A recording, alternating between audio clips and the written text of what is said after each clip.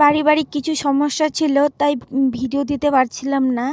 আর এখন থেকে এগুলোর ভিডিও দেওয়ার চেষ্টা করব। আর যে কয়দিন ভিডিও দিতে পারছিলাম না তার জন্য খুবই দুঃখিত।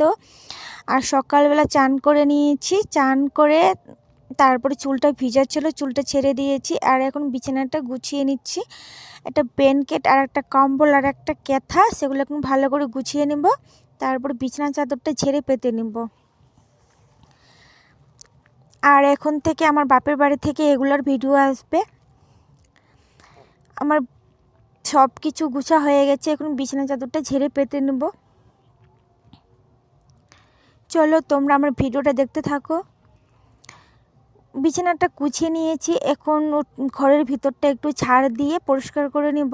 আর আজকে মা রান্না করছিল ভাত, বাঁধাকপি আলু দিয়ে ঘন্ট আর লঙ্কার চাটনি।